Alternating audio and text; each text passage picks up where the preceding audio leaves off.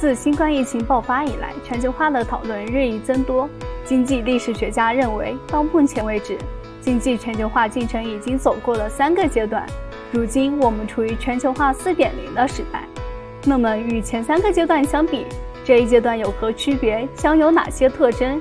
这一阶段的 WTO 改革方向又在哪里？与此同时，伴随着科技的快速发展，大数据、人工智能、自动驾驶、物联网等都已一一实现。未来人工智能是否会取代人类？数字化的崛起又将如何改变全球化？瑞士日内瓦大学高级国际关系及发展学院国际经济学教授、英国经济和政策研究中心前主任、美国总统经济顾问委员会前高级经济学家 Richard Baldwin 就人工智能与全球大变局进行讨论。Hello Richard, glad to see you. We all know the WTO needs revolution. What's the new direction of the WTO? I think that the WTO needs a different kind of mindset, and that for too many decades now, the WTO has been a place where we say no. And we say no because there was this big advance in globalization with the formation of the WTO and Chinese accession to the WTO, and a few other accessions, big accessions, but then it hasn't advanced since because the whole mindset is, this is really about non-cooperative outcomes, that there's no win-win, very few win-win situations. Before, it was very obvious that if everybody liberalized, everybody would win, but the tariffs now are all pretty low, so that's gone. And that the big advances from the Uruguay round and the formation of the WTO, those are gone. And the kind of trade which is growing rapidly is not really global. So it's not absolutely clear it's at the WTO. So I think the WTO needs to shift mission into saving human lives, and saving human lives by encouraging cooperation on climate-related things that help slow down climate change, that mitigate it, and help adaptation to climate change, which will reduce some of the stresses coming from it. So I think it will need kind of to change a mission. And I think the new Director General, Ngozi, actually, I spoke with her this morning. I had a meeting with her this morning in Geneva. Yeah. And I have a selfie. And so I think she's doing that the right way. And if you think about it, if you know your international relations history, the IMF changed missions. So the IMF was set up in the 40s in order to implement a worldwide fixed exchange system called the Bretton Woods system. So all the currencies were linked to the dollar, and all over the world they had a fixed exchange rate system because back in those days, that's what made sense. There was very little capital mobility, and it provided stability in many ways. And then in the early 1970s, that system blew apart because Nixon closed the gold window and just destroyed the whole system unilaterally. And the IMF reinvented itself as the world's firefighter, looking after crises and debt crises and helping out countries who get in trouble. That was not their original mission. And I think in some ways, the WTO kind of needs to switch missions if it's going to be reinvigorated. I mean, let me just say that it's incredibly useful now as maintaining these base rules and creating a platform for cooperation on basic issues and basic norms like transparency, non-discrimination, that kind of stuff. That's incredibly important that it stays with respect to goods in particular. But I think to relaunch it, in order to give it more relevance, it needs to change its mission and to be more about helping humanity meet the global challenges like diseases, like climate change. And I'm sure there's more coming along that you and I don't even know about yet, but that will require a global response. How do you think about the future of the WTO? Well, so I hope I'm an optimist, I must say. And I think that we have the right leadership, Dr. Ngozi, for raising the eyes above a place to say no to a place where we can save lives. And I'm optimistic that will happen in I'm not making a prediction, but I'm optimistic. In your new book, you created a new word, globotics. What's the meaning of this word?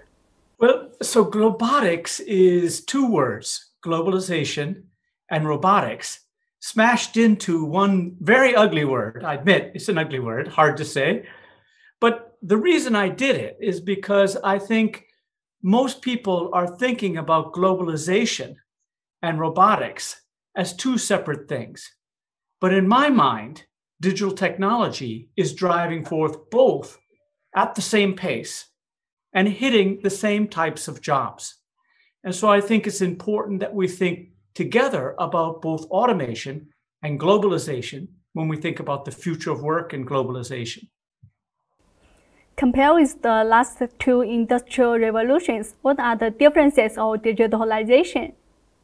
Digitalization has been going on at least since computers became widely used in the 1970s. But I think the big difference this time is that the effects are hitting service sector jobs, not just manufacturing jobs. And most of our mental frameworks, most of our policies are fixed on the idea that globalization is affecting the manufacturing sector or the mining sector or the agricultural sector, goods, basically.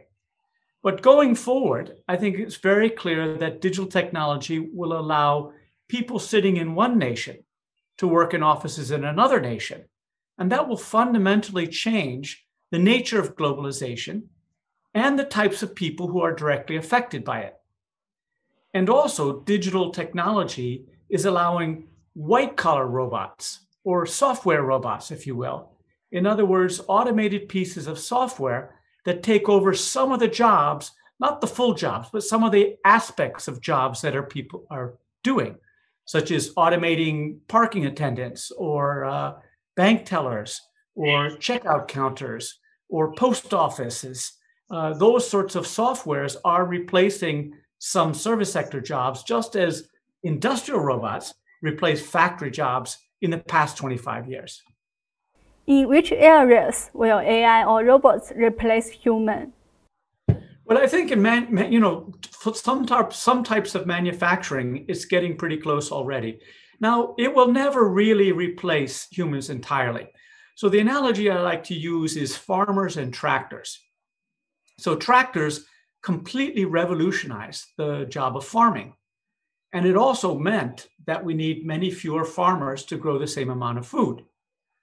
But tractors never will completely replace a farmer, because farmers are still needed for certain very human things, such as judgment, ethics, innovation, dealing with unknown situations. And so AI is nowhere near those sorts of things. So humans will be still needed. But in some situations, let's say people checking in guests into a hotel, you'll have, I believe very soon, you'll have 2 or 3 automated counters and one human being, just like we do in the banks. Now there's teller machines and very few tellers. So with that means that it'll change the nature of the job, but not completely displace them. So the timeline is unclear. So this is really just it's like the COVID curve, right? It's going up like this. And if you look now, it's like, oh, it doesn't seem very much. Oh, it doesn't seem very much. But since you're doubling and the base gets bigger each time you double, it can go up very, very fast. So I would say within 5 or 10 years, it will be extremely disruptive. It will have been very disruptive in the service sector. What's happening in the manufacturing sector, I think, is kind of understood. It will continue with the same trend. The number of jobs is being eliminated. And then the last thing to address is sometimes called general artificial intelligence, or GAI, in which, it's kind of like these science fiction robots that can actually think, and they seem like humans, and sometimes even look like humans. That, in my mind, is a very long ways away. But in any case, I think we're better off letting the science fiction writers write about that, because the next 5 or 10 years are going to be tough enough without worrying about what happens when it goes way, way beyond that. I'm glad some people are thinking about that, but for the future of work, I think it's the next 5 and 10 years which we really have to focus on. And there it's just not going to happen. Do you think how digitalization will change the globalization? Well, it's more or less what I was saying is digitalization is transforming globalization really in two ways. The first one is by automating manufacturing, it's removing the humans from manufacturing and therefore removing the incentive to manufacture things far away. Because just thinking about it in an abstract sense, a very simplified sense, you can think about manufacturing as requiring purchased inputs and local labor. Now, the purchased inputs cost more or less the same all over the world. The machinery, the materials, they basically cost the same all over the world. The real big difference is the labor cost. And once the amount of labor you need to produce a dollar of value added in manufacturing gets small enough, manufacturing will be localized. So it's in some sense, it's reducing the trade in manufacturing. Just to give you an example, in Europe, bread is often done very locally. So a lot of supermarkets, for example, in the supermarket, each supermarket makes its own bread. So it's super fresh and like that. It's just not worthwhile making it in some factory in the countryside and shipping it in big trucks because it requires almost no people. They just pop some things, turn on this, and out comes fresh bread. So when the labor content of the manufactured good gets low enough, people just do it locally. So I think that's one thing, is that it will reduce the trade in manufacturing goods and everything will be produced locally. At the same time, the digital technology is making trade in services freer and easier, and therefore it's globalizing the service sector. So I anticipate that globalization will shift from goods to services in an important way going forward. And it's a well-known fact that services have been growing faster than manufacturing for at least 10 years now. So this is a trend, but I think the trend will accelerate because the trade in manufacturing will fall. It is actually already falling, and services will continue to rise. In your book, you mentioned that global trade will transfer from what we make to what we do. Why? Well, this is basically the idea of moving from manufacturing, which are things we make, to things we do, which is services. So it was just a kind of a catchy way of saying manufacturing versus services. So I was just trying to get people's attention, because when you say manufacturing and services, people's eyes glaze over. It's like, oh, what does that mean? But when you say what we make and what we do, it's more or less a set of words that catches people's eyes more. And I think it also is more compelling for more people, because most of us spend most of our lives doing things, not making things. So there are factory workers, and China has a very relatively high share of workers in factories compared to other countries, but it's still way less than 50%. So more than half the Chinese are doing things, not making things. And so I felt it was easier to understand that you people who are doing things, who normally are not in a world of globalization, you are as a journalist, and I am as an academic. Of course, we're in a globalized world, but most service sector workers never have any direct foreign competition or interaction with people who might compete for their jobs. You said we are in globalization 4.0 era. Do you think multipolarity will be the main trend for this era?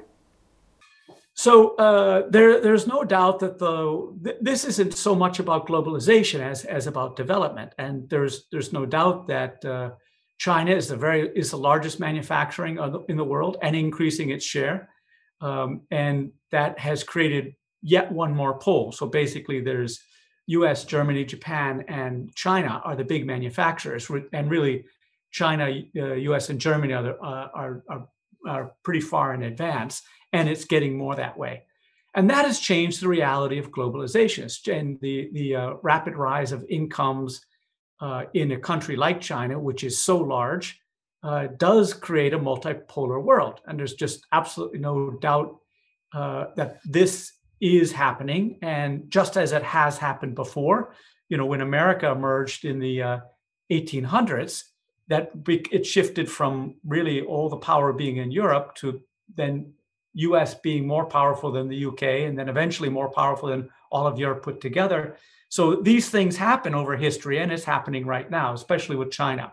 But India is another pole. I mean, that's on their own, partly because it's another, 1.2, 1.3 billion people, relatively fast growing, still very poor. But if you multiply anything times 1.3 and you have it in a single nation, that becomes important. So we are moving more towards this multipolar world. In the economic sphere, no ifs, ands, or buts. That's where it is. And I think you can kind of see, China, US, and EU as three relatively cohesive blocks of economic governance and economic, supply power and demand power. I don't talk about military stuff and geostrategic stuff. That's not my job. But in the world of economics, we are already in a multipolar world. Would you like to review the last three globalization periods? Well, actually, that was Klaus Schwab who came up with 4.0, and they weren't really sure what 4.0, where the other three was. So I helped them find them. So the way I think of it is let's go backwards. So I think now we're in 4.0, where digitalization is making trade in manufactured goods less important, trade in services more important. So in some sense, it's relaxed the constraints between using labor and moving labor overseas. So what it did is unbundled labor and workers. So workers can be in one place and provide the labor services in another place. And that wasn't really possible before without the digital technology. Now, the one before, which you could call globalization 3.0, was when the factories unbundled. So before, say about 1985 or so, it was really, really difficult to coordinate things over distance. We didn't have internet. We didn't have cell phones.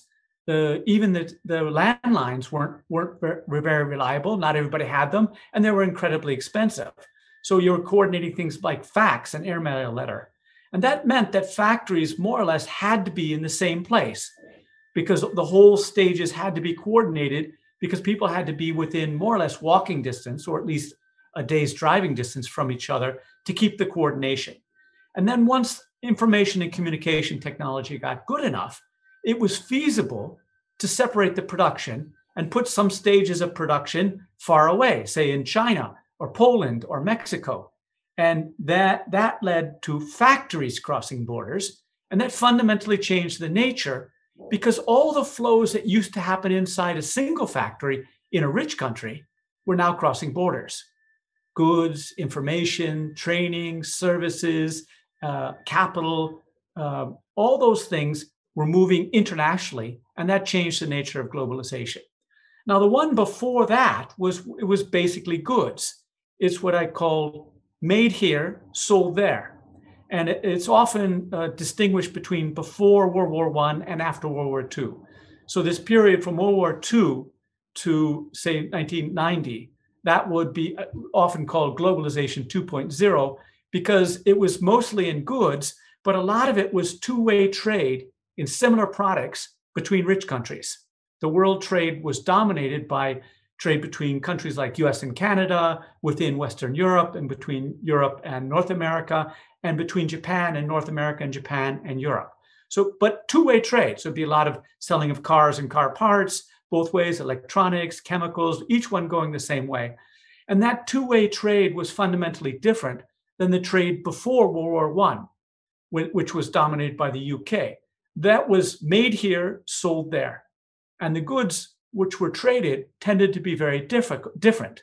So the UK in particular, and a little bit later on, Western Europe, and eventually the United States, were exporting manufactured goods in exchange for commodities. And so it was a trade where what you exported and what you imported looked very different. And in any case, mostly it was trade between rich countries. Poor countries traded very little. They traded almost none with each other. And when they did trade, they traded with their colonial power or their former colonial power. to a great extent. After World War II, that started changing with first this diversification of two-way trade between rich countries. That's why it exploded, and it was very popular. Trade liberalization was popular. And so those I would say were the 4.0. So from basically 1820 to 1820 to 1918, and then from 1945 to 1990, from 1990 to about 2016, and from 2016 on. That's the way I view it. In recent years, we have seen a lot of discussions on deglobalization. What's the reason behind this? Well, so I think deglobalization is basically a myth. Or at least part of it is, part of it isn't. So what you're referring to is and many people have done this graph. If you do a graph of total trade to world GDP, it kind of goes up until about 2008, and then it's kind of in a jagged way is going down. And so the standard narrative, that's sometimes called peak globalization or deglobalization, is globalization was doing just fine. The global financial crisis killed it, and now it's going down. Now, if you look at if you disaggregate that turns out to be a false narrative. So first of all, it's a false peak, because much of this decline is coming from the decline of trade to GDP of China and the US. So in China's peak was in 2006. So China's trade to GDP went up to 2006 and then started declining. And why did that happen? Well, China is simply becoming a normal mega economy. So if you look at the trade to GDP ratios, say of the US, Japan, and Germany, or let's say the EU as a whole, ignoring intra-EU trade, what you'll see is that both China and India had abnormally high trade to GDP ratios to start with, because they were importing a lot of the manufactured inputs. But as they got more advanced in manufacturing technology and capabilities and got larger and bigger markets, they started producing more of their inputs at home. So China's trade to GDP ratio started falling in 2006 and started to converge to what Japan's was and to what the US's is. So in many ways, it's nothing unusual. It's China was an unusual mega economy before 2006 and started converging towards a normal mega economy afterwards. Now, that's a large part of it. The second part is the US trade to GDP ratio started falling from 2011, but much more moderately. So in the US, it's a variety of things, a movement out of manufacturing and into services, and so the trade in goods doesn't pick it up, but the US trade in services is growing. But if you take out China and the US, the whole rest of the world's still growing. So deglobalization is a regional story, and I believe in China, it's really a story of normalizing to a mega economy, and it's in goods. And in the US, it's really a shift out of manufactured goods into services. So I don't think it's deglobalizing, but I do think there's an important shift between manufactured goods and services. And if you look at, well, both India and China were very unusual mega economies before and are now normalizing. And that's nothing new. It's just that it was weird before and now it's becoming normal. Will regional cooperation replace globalization in the future? Yeah, regional cooperation. Mm-hmm. So regional cooperation and multilateral cooperation, I view as completely complementary. You can't have one with the other. But there's no doubt that even since around the mid-1990s, regional liberalization is proceeding faster than multilateral liberalization. And really, it was 94 was the last big liberalization which we had, which was the formation of the WTO and the Uruguay round results and things like that. And since then, there's been only relatively modest advance, but the regional trade agreements have advanced greatly. I view that as an outcome of this kind of factories crossing borders. So a lot of the trade is booming regionally, and it's a type of trade which isn't globally relevant. So if you look at just the type of trade that happens in East Asia and Southeast Asia, that's intensely in parts and components, and it's the factories crossing borders types. And therefore, it somewhat makes sense in order to have a different governance for that type of trade. And the same thing in North America. Canada, US, and Mexico have an intense trade back and forth, same factories on different sides of the borders. And that type of trade is very different than the type of trade between, say, the United States and Australia or Europe or whatever. And therefore, very naturally requires a different type of governance. So I think they're complementary. But I think without the global rules, which are kind of the baseline, the regional developments could be more worrisome than they are. So I think regionalization of trade liberalization, when it's embedded in the multilateral system, is the ultimate outcome. So we have some, it's like the difference between everything being decided at the national level in a country and allowing some things to be decided at the local level because the conditions are different. The same thing's true about global trade agreements and local trade agreements. And we have quite a good set of basic norms and rules at the global level, which still most countries obey. I mean, they've been challenged a lot since 2016, but there's still, the baseline is still there, and that's what makes the regionalism, I think, overall a good thing and less threatening. What's your predictions of the global economy? So, I mean, broadly speaking, I'm optimistic. I think there is a recovery going on, or at least what I read says that there's a recovery going on, and I have no reason to disagree with that. I think it's we live in strange times, so it's hard to know what's going on. But it seems like the vaccine at least will prevent the worst of the lockdowns that we saw before. So, and unlike other shocks, there really wasn't any damage to the economies. There was no supply side damage. I mean, there were a few dislocations and this thing like that, but basically we just have to get back to business and then we'll start growing again. So I'm optimistic that there will be a recovery, but I don't do forecasting. All right, I think we are all set. Thank you so much for your time, Richard. My pleasure. Thank you. Thank you.